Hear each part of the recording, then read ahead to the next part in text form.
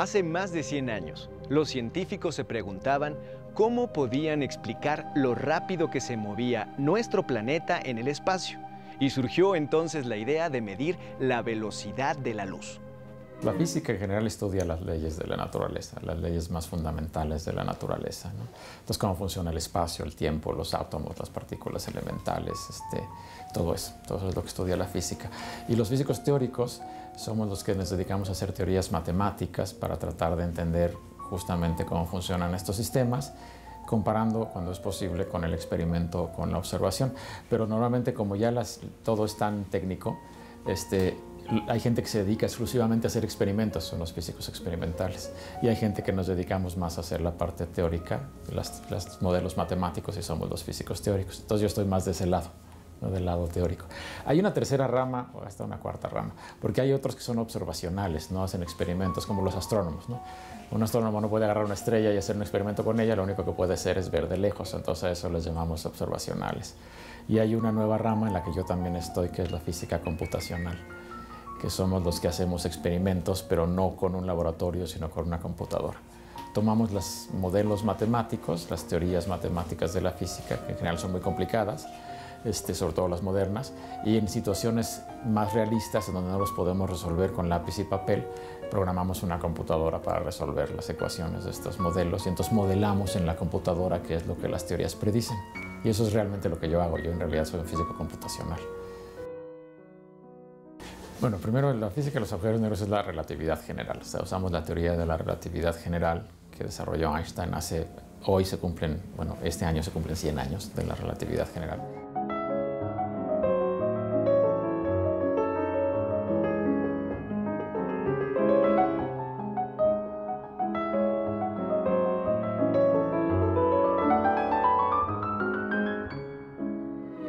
Antes de los estudios realizados por Albert Einstein en 1905, se pensaba que el tiempo era el mismo para todos en cualquier lugar del planeta.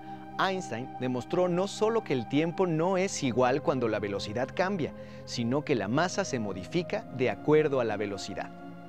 Y esta teoría moderna de la gravedad es la que predice que el espacio y el tiempo se deforman, se curvan, es la que habla de la curvatura del espacio, que la gravedad es una deformación del espacio y del flujo del tiempo. Y esta teoría predice objetos muy exóticos. Entre los objetos más exóticos que produce están justamente los agujeros negros. Y los agujeros negros se forman cuando muere una estrella muy masiva, mucho más masiva que el Sol. El Sol nunca va a ser un agujero negro, pero cuando muere una estrella muy masiva, ya no hay nada que sostenga la estrella contra la gravedad. Normalmente una estrella es un objeto que está en equilibrio, está muy caliente y los gases calientes quieren expandirse, pero como es muy masiva, la gravedad la quiere comprimir, y entonces la estrella alcanza un equilibrio, y eso es lo que le pasa al Sol y a todas las demás estrellas. Cuando una estrella muere, sobre todo una muy masiva, se enfría, y ya que se enfría, pues gana la gravedad. Entonces empieza a comprimirse, comprimirse, comprimirse, y si es suficientemente masiva, se comprime hasta desaparecer, hasta convertirse en un solo punto. No hay nada que pueda detener la compresión. Entonces, cuando esto ocurre y toda la estrella se comprime en un solo punto, se forma lo que llamamos un agujero negro. Un agujero negro es una región de la cual ni siquiera la luz puede escapar. La gravedad es tan intensa que ni siquiera la luz escapa. Y la luz es lo que viaja más rápido en todo el universo. Entonces, si la luz no escapa, nada escapa, ¿no? Entonces, y por eso les decimos negros, porque no emiten luz, la luz no puede escapar, entonces no se ven, son negros. Y agujero, porque cualquier cosa que caiga ahí no vuelve a salir, porque no hay manera de escapar. Entonces, de ahí viene el nombre agujero negro. Pero son estos objetos que se forman al final de la vida de las estrellas. Hay también agujeros negros diferentes, que son enormes, supermasivos les llamamos, que tienen millones o a veces miles de millones de veces la masa del Sol, y esos los encontramos casi siempre en el centro de las galaxias. Prácticamente todas las galaxias tienen un agujero negro supermasivo en el centro, incluyendo la nuestra. Accelerating to warp 1, sir. 4.7. 0.8.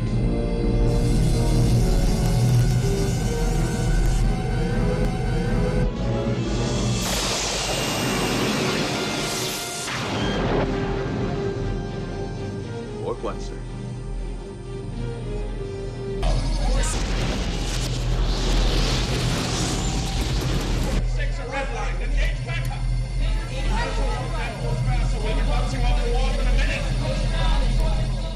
Es un trabajo que hice hace ya poco más de 20 años, en el 94 lo publicamos. Y es un solo trabajo, nunca he vuelto a trabajar en ese tema, pero era una idea de cómo tal vez viajar más rápido que la luz. Y justamente se me ocurrió porque estaba viendo la serie de televisión Star Trek, aquí en México la llamamos Viaje a las Estrellas. Estaba viendo un capítulo mientras hacía mi doctorado y ahí siempre viajan más rápido que la luz, si no sería muy aburrido. Y siempre utilizan una cosa que en inglés se llama warp drive, que se puede traducir como propulsión por distorsión o propulsión por curvatura. Pero nunca explican qué es, porque claro, es ciencia ficción.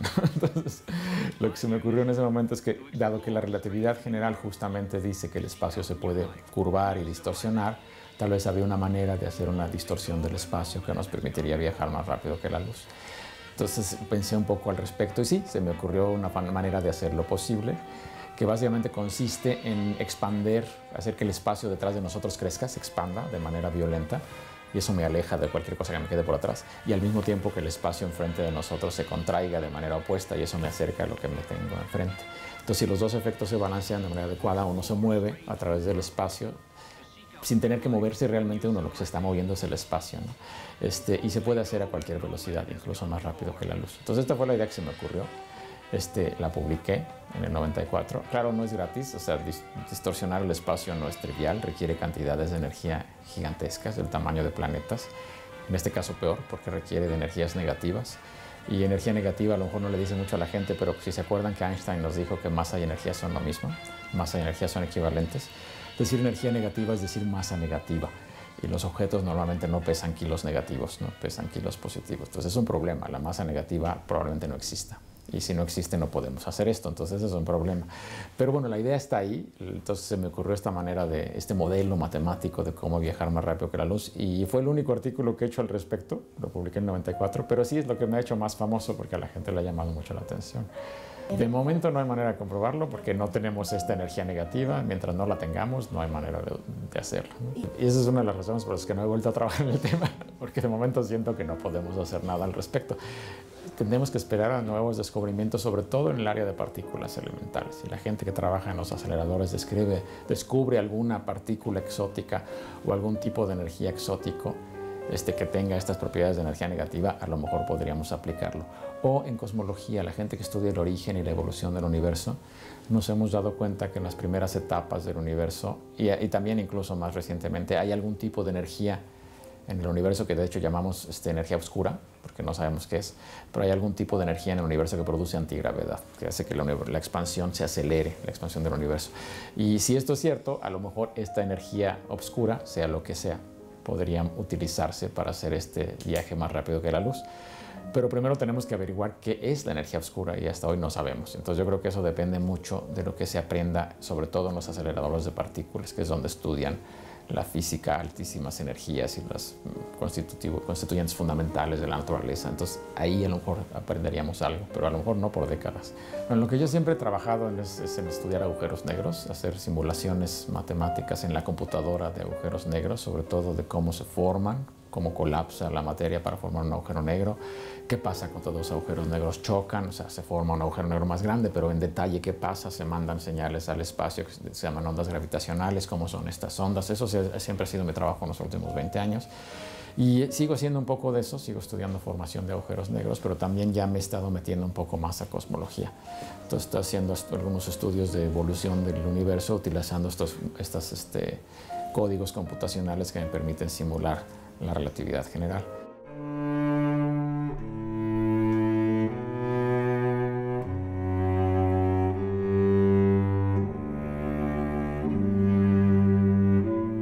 En realidad no nos afectan mayormente. Agujeros negros en nuestra galaxia seguramente hay millones, porque cada vez que una estrella masiva muere, se convierte en un agujero negro. Debe haber millones, no sé cuántos, pero muchos millones. Y además en el centro de nuestra galaxia hay uno de estos agujeros negros supermasivos que tiene, hasta donde sabemos, como 4 millones de veces la masa del Sol.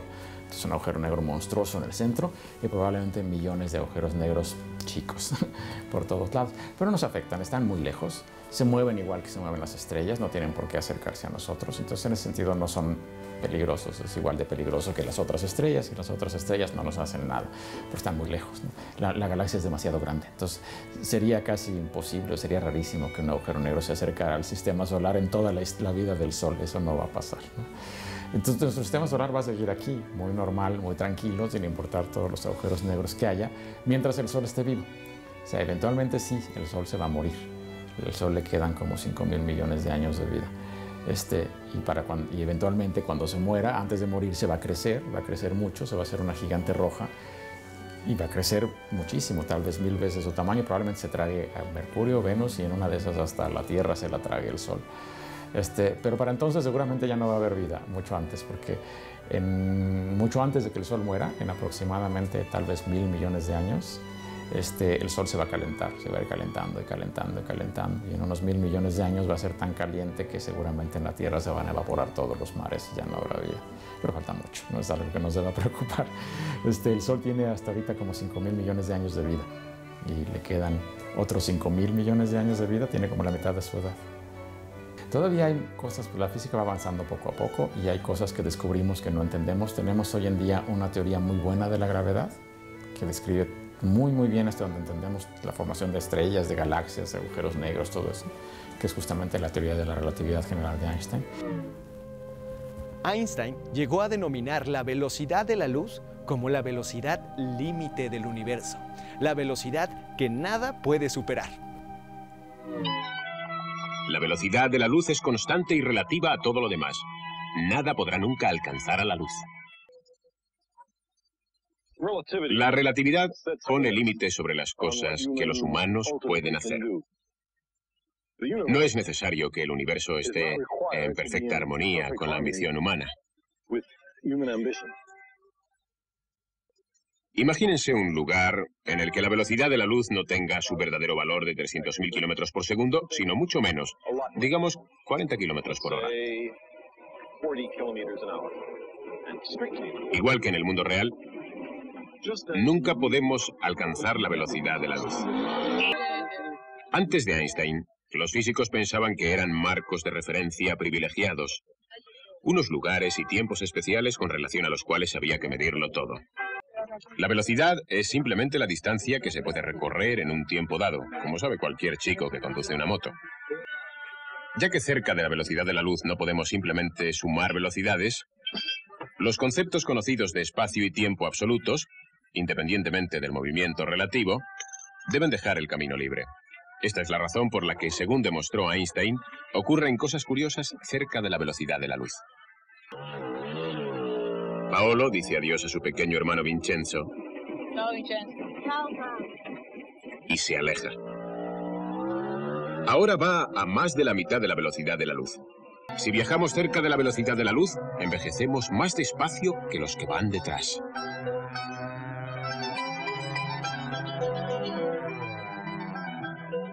El reloj de Paolo y su sentido interno del tiempo demuestran que desde que se ha separado de sus amigos solo han pasado unos minutos.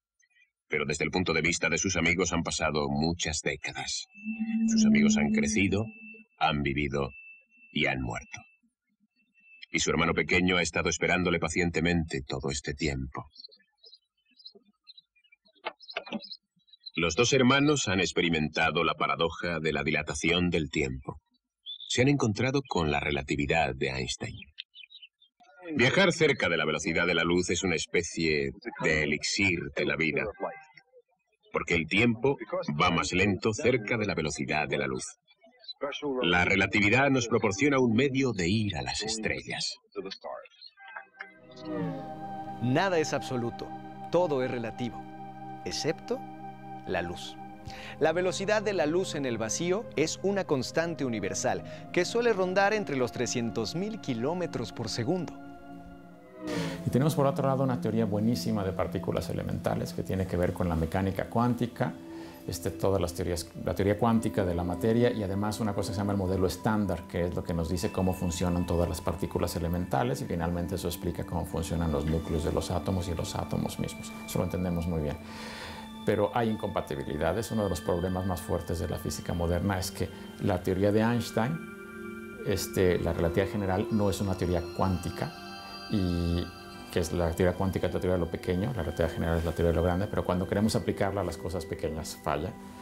Y al mismo tiempo las cosas las teorías cuánticas son incompatibles con la relatividad. Entonces hay un problema de inconsistencia matemática que entendemos entre la relatividad general y la teoría cuántica. Ese es posiblemente el problema de la física teórica más grande en este momento.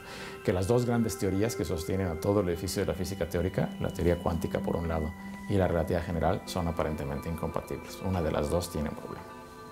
Y no sabemos cuál de las dos y no sabemos cuál sea el problema. Entonces hay literalmente miles de físicos trabajando en este problema, en cómo arreglar, cómo hacerlas compatibles. Yo estoy seguro que encontrarán algún día, se encontrará la solución. A lo mejor mañana hay un genio por ahí que la encuentra mañana. Lo más probable es que pasen varias décadas, pero yo confío en que no pasen 100 años, que en menos de 100 años ya lo entendamos. Pero eso es a nivel teórico. Sabemos que hay un problema teórico. Sabemos que matemáticamente son incompatibles. Pero por otro lado han aparecido cosas que nadie se esperaba. En el estudio de la cosmología, del comportamiento del universo a gran escala y su evolución, hemos descubierto dos tipos de cosas raras que nadie esperaba y les hemos puesto nombre. Pero no sabemos qué son. Una cosa es lo que llamamos materia oscura y la otra es la energía oscura. Suena parecido, pero son cosas distintas. Hemos descubierto que en el universo hay como 5 veces más materia de la que podemos medir con cualquier instrumento. Con nuestros telescopios vemos una cierta cantidad, no solo con los telescopios ópticos y con radiotelescopios, con todo tipo de telescopio encontramos una cierta cantidad de materia en el universo, pero cuando medimos la gravedad que se produce, resulta que hay como 5 veces más. Y no puede ser simplemente objetos oscuros, no puede ser que sean piedritas por ahí, no puede ser, porque eso entra en conflicto con otras observaciones. O sea, mientras más materia hubiera en el universo, más elementos pesados se habrían formado al origen del universo, helio, litio y otras cosas. Y no se formaron, se formó muy poco. Entonces eso nos pone un límite de cuánta materia puede haber normal. Y resulta que necesitamos como 5 veces más de otra materia que no es materia normal, sea lo que sea, no está hecha de átomos. Entonces le llamamos materia oscura. No sabemos qué es. Sabemos que no puede estar hecho de átomos porque eso echaría a perder otras observaciones. Pero sabemos que está allá afuera porque podemos medir su gravedad. Entonces no sabemos qué es. Y esperemos que algún día alguien descubra en un acelerador de partículas una partícula rara y digamos, pues esta partícula rara explica la materia oscura. A lo mejor eso ocurrirá en algún momento en el futuro. Pero luego se descubrió otra cosa rara. O sea, de la materia oscura tenemos evidencia desde 1930. No le llamaban así, le llamaban materia faltante, pero el problema se fue haciendo más grave, pero tenemos ya 80 años que sabemos que hay un problema, que falta materia. Pero hace como 15 años se descubrió otra cosa, y a esa le llamamos energía oscura. Resulta que el universo se está expandiendo, eso lo sabemos desde hace 80 o 90 años, pero esa expansión ocurre cada vez más rápido en lugar de cada vez más lento. Eso apenas se descubrió hace 15 años. La expansión se acelera, en lugar de irse frenando, se está acelerando. Y eso es rarísimo, es algo que nadie esperaba. Y es como si uno aventara una moneda al aire y en lugar de caer, fuera cada vez más rápido para arriba. Es completamente inesperado. Y lo único que lo podría explicar es algún tipo de campo de energía que produjera antigravedad. Y la antigravedad repele en lugar de atraer. Entonces, esta antigravedad lo puede explicar. Y necesitaríamos alguna energía, algún campo de energía que produce antigravedad. Y a eso le llamamos energía oscura. Tampoco sabemos qué es. No la hemos detectado en ningún laboratorio, ni en ningún acelerador de partículas. No sabemos cuáles son sus propiedades, no sabemos cómo funciona. Pero sabemos que algo así tiene que existir porque la expansión del universo se está acelerando y es la única manera de explicar. Entonces tenemos estos dos grandes misterios que vienen de la observación. Observamos en el universo que hay cosas que no entendemos y son estas dos. De hecho son un chorro porque si uno cuenta, uno se da cuenta que el 95% de todo lo que hay en el universo es materia oscura o energía oscura. Y los átomos, de los que estamos hechos nosotros, la luna, el sol, las estrellas, nada más forman el 5%. Eso sí lo sabemos. Entonces, no sabemos qué es el 95% del universo. Entonces, es una situación extraña. También la esperanza, hay mucha gente trabajando en este tema, entonces la esperanza es que en las próximas décadas podamos averiguar qué es la energía oscura y qué es la materia oscura. Entonces, ahí está. Pero así avanza la física, ¿no? O sea, siempre hay cosas nuevas, ¿no? Hay cosas que no entendemos y qué bueno que hay, si no ya no tendríamos chamba. Ya entendemos mucho mejor muchas propiedades del tiempo que no se entendían y otra vez es gracias a la relatividad de Einstein. En la relatividad de Einstein sabemos que el tiempo y el espacio no están del todo separados, que de alguna manera están mezclados. Entonces en física hablamos del espacio-tiempo todo junto, es una cosa de 4 dimensiones. Y el tiempo no fluye igual para todos, eso también lo sabemos. Depende de qué tan rápido se mueva uno, el tiempo fluye a distintos ritmos. Alguien que se va muy lejos, casi a la velocidad de la luz y regresa, envejece mucho menos que alguien que se queda. También sabemos que el tiempo fluye más lento cerca de objetos masivos. O sea, el tiempo aquí en la Tierra fluye un poquito más despacio que allá fuera en el espacio. El efecto es chiquitito, pero es medible y lo hemos medido. En el Sol el efecto sería más grande y en un agujero negro sería gigantesco. Entonces el tiempo fluye distinto dependiendo de dónde esté uno y qué tan rápido se mueva uno. Entonces eso lo entendemos y sabemos que el tiempo y el espacio se pueden mezclar un poquito. Pero por qué fluye hacia adelante no nos queda muy claro. Entendemos también en otra parte de la física, en termodinámica, que hay una flecha del tiempo en el sentido de que va creciendo una cosa que llamamos entropía, va creciendo el desorden. El universo por alguna razón empezó muy ordenado y se va desordenando conforme avanza el tiempo. Y esto es una ley, se llama la segunda ley de la termodinámica, que dice que la entropía siempre crece. Entonces eso nos da un sentido de una dirección, ¿no? Ahora no nos queda claro por qué el universo empezó muy ordenado y tampoco sabemos. Entonces sí, todavía hay un misterio ahí en el comportamiento del tiempo, pero sabemos bastante más que antes, creo que sí hemos avanzado.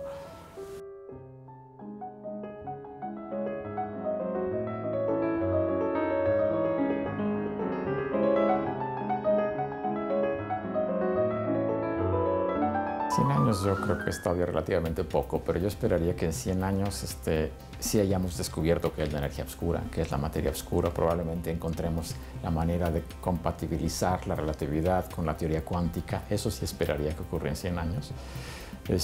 Y entonces eso nos permitiría seguramente avances tecnológicos que ahorita no nos imaginamos mucho, pero me imagino que las computadoras seguirán avanzando de tal manera que en 100 años sean ubicuas, estén en todos lados, ya ni pensemos en ellas.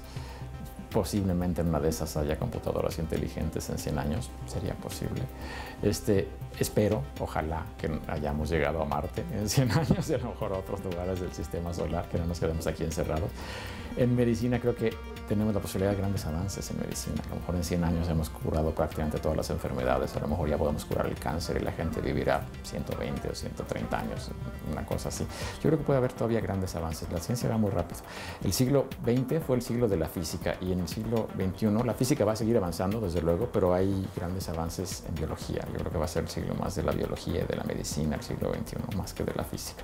Pero la física se va a seguir moviendo, eso sin duda, y la tecnología también, ¿no?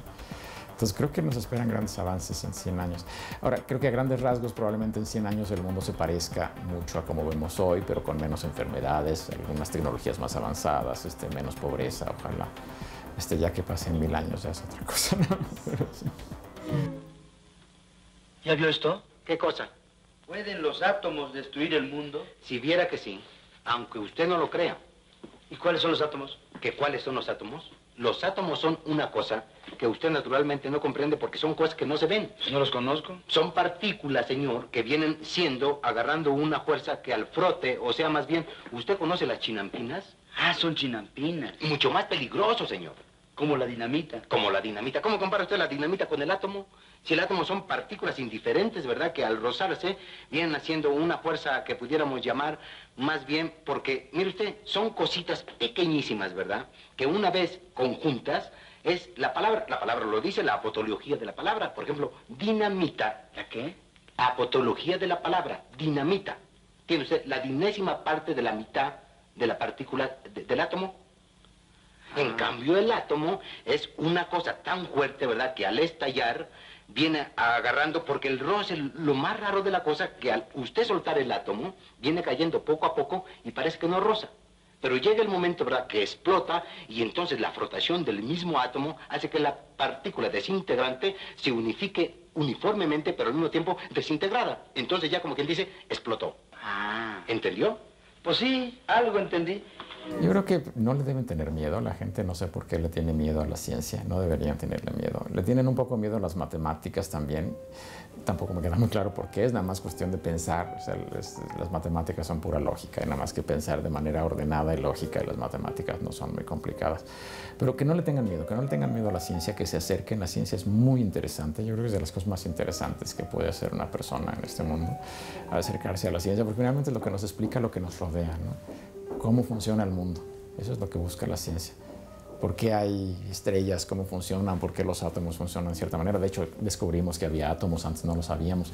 ¿Por qué crecen las plantas? ¿Cómo crecen los animales? ¿De dónde viene la vida?